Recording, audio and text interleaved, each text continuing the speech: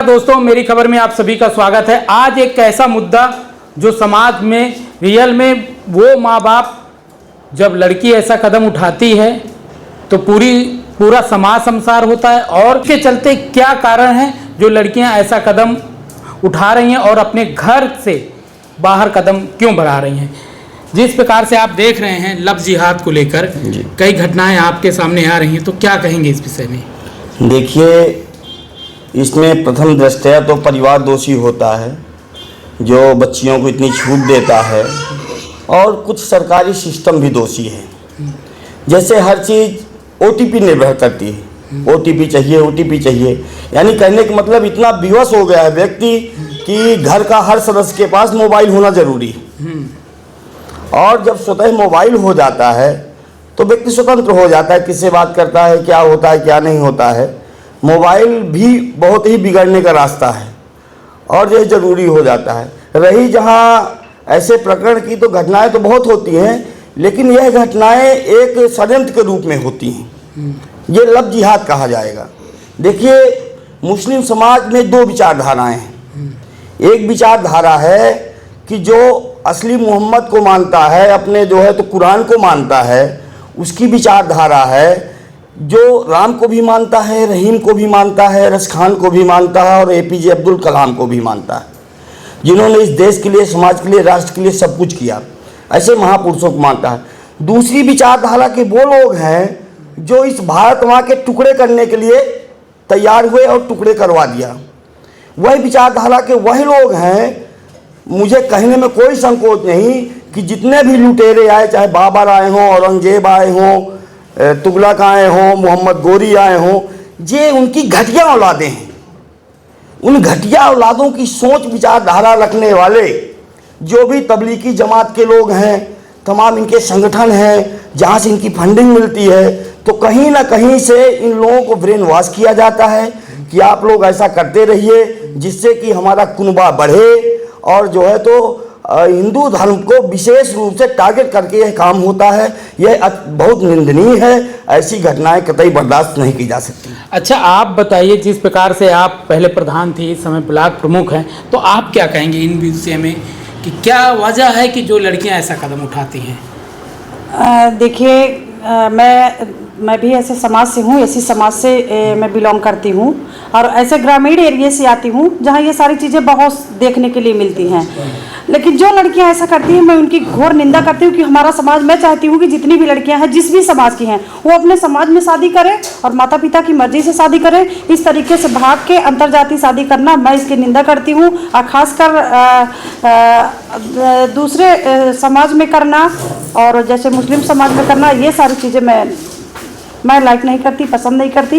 मैं घोर निंदा करती हूँ। जो लड़कियाँ ऐसी जो लड़के मुस्लिम समाज के जो लड़के हैं, वो यदि ऐसा करते हैं तो मैं चाहती हूँ कि उनको कड़ी से कड़ी सज़ा मिलनी चाहिए। और जो लड़कियाँ ऐसा करती हैं, बहुत सारी लड़कियाँ ऐसा करती हैं, अभी तो कर लेती हैं, ठीक है, बाद में उनको मार दिया जाता है। कभी लाश बोरे में भर के मिल जाती है, कभी नीले ड्रम में मिलती है, कभी रेलवे लाइन पर देखने के लिए मिलती है, कभी लावारिस की तरह उनकी लाशें पड़ी होती है। मैं ऐसे समाज की ऐसी लड़कियों को, ऐसी महिलाओं को, सभी से अनुरोध करना चाहती हूँ कि लोग ऐसा नहीं करें। समाज में गंदगी नहीं फैलाएं, समाज में अच्छा करें, समाज की जो कि अच्छा मैसेज जाए लड़कियों के बीच में, क्योंकि आने वाली पीढ़ियां हम लोगों से कुछ सीख सकें, उन लड़कियों से भी सोच सीख सकें।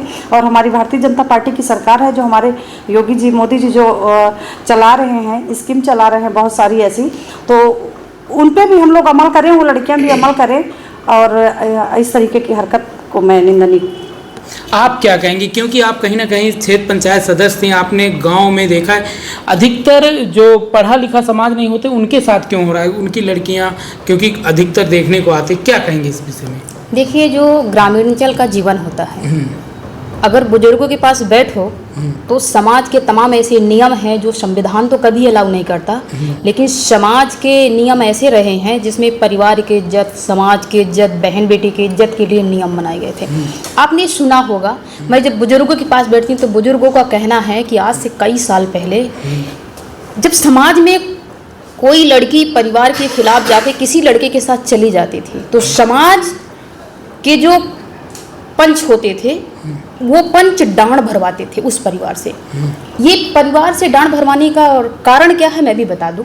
कारण सिर्फ इतना है कि जब वो परिवार उस गरीबी में रह के डांड भरता था, मान लो गांव में पूरे गांव को भोजन कराना है, उसकी यथा स्थिति हो या ना हो पर भोजन कराएंगे तभी आप समाज में उठना बैठना खाना पीना कर पाएंगे, और नहीं कराएंगे तो आपको समाज से बहिष्कार कर दिया जाता था। तो ये नियम अन्य लड़कियों में डर पैदा करता था कि नहीं, अगर वो लड़की गई है उसके परिवार को डांड भरना पड़ा है और अगर हम जाएंगे तो हमारे भी माता पिता को डांड भरना पड़ेगा। ये नियम कहाँ चले गए?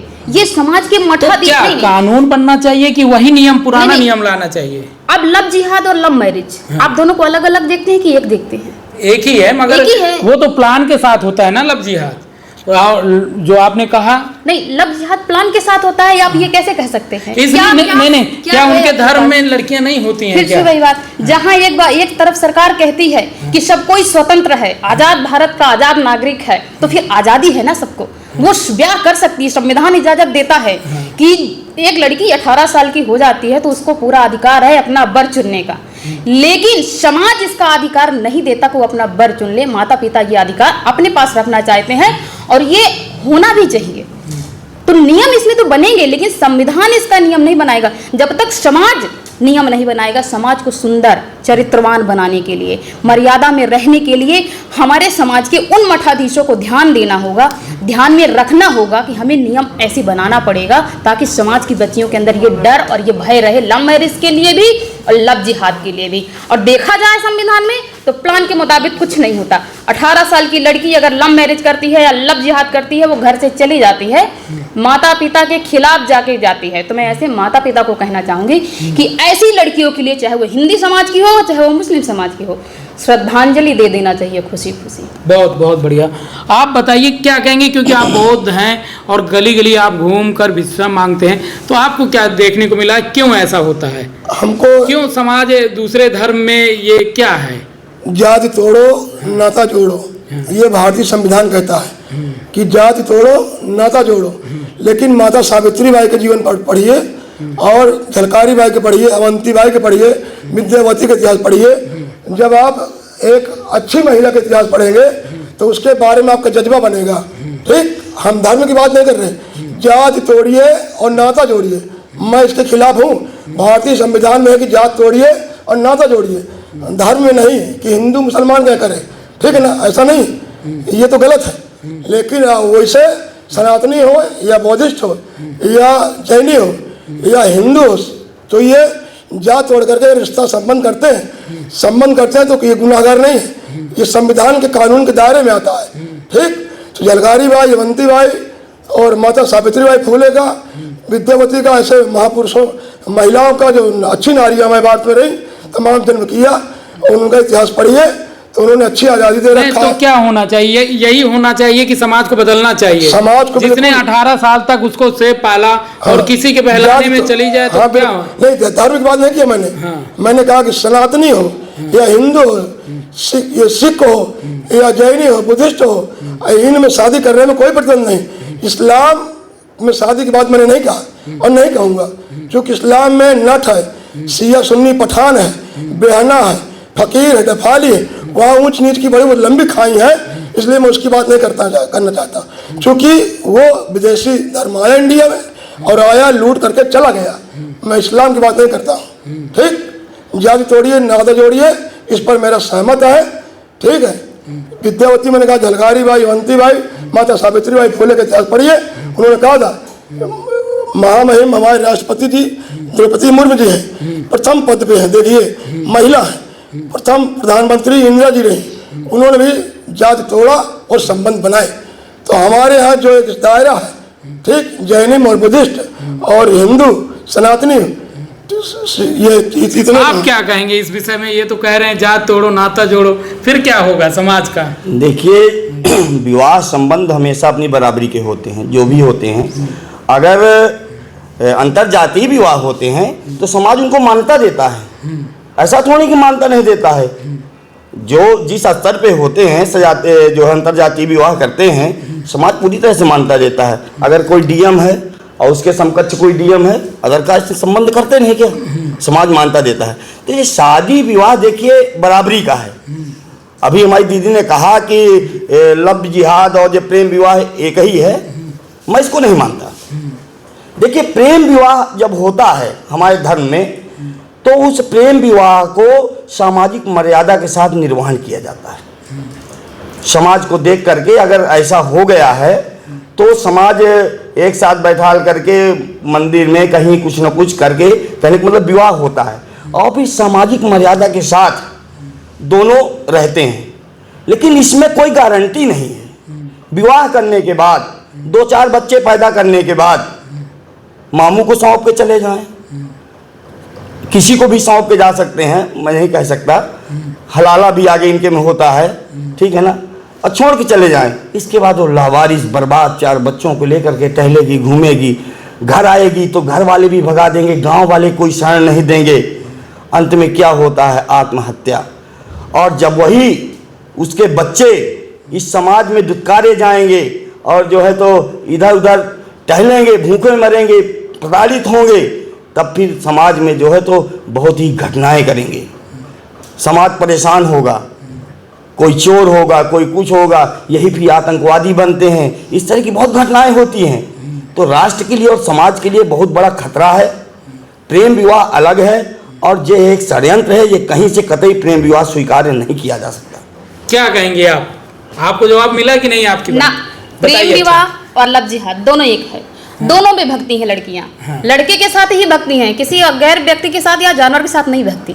लड़के के साथ ही लड़की भक्ति है और लड़का ही लड़की को भगा ले जाता है, चाहे प्रेम विवाह हो चाहे लव जिहाद हो। तो ये कैसे अलग अलग हो गया? अच्छा, ये बताइए, आपने बहुत अच्छी बात कही, तो क्या होना क्या चाहिए इसमें? क्या होना नहीं, चाहिए? जो माँ बाप 18 साल तक से पाल के मैंने बड़ा आपसे करते हैं और क्या लड़कियां कहा? कदम मैंने क्या उठाती कहा हैं, कि 20 तो साल उसे प्यार मोहब्बत करने की जागरूकता नहीं है। मैंने क्या कहा? अशिक्षा, जागरूकता की कमी हर समाज में पाई जाती है और अशिक्षा के कारण गरीबी में ही एक बहुत बड़ा कारण है। जिस समाज में लड़कियां 20 साल अपने घर में रहे, चाहे वो मुस्लिम परिवार हो या हिंदू में कोई भी हो, लड़की माँ बाप पर भरोसा नहीं करती। 20 साल का लड़का 4 दिन के लिए आया, चाहे वो लव जिहाद वाला हो चाहे प्रेम विवाह वाला हो, 4 दिन के लिए आया, साल भर उसका प्रेम चला, प्रेम प्रसंग चला, अच्छी अच्छी बातें हुई, घुमाया फिराया, खिलाया पिलाया, और जब कभी बात ऐसी आ गई कि परिवार नहीं मानेंगे तो हमें घर छोड़ के भागना पड़ेगा। अब वो घर छोड़ के अगर भाग जाते हैं तब समाज को सबक देना है। हमारे अपने जो अच्छी विचारधारा समाज के लिए रखते हैं, समाज को सबक देना है। तो चाहे लव जिहाद हो चाहे प्रेम विवाह हो, ऐसे माता पिता को अपनी लड़कियों का जीते जी श्रद्धांजलि कर देना चाहिए। आप क्या कहेंगे दीदी? ये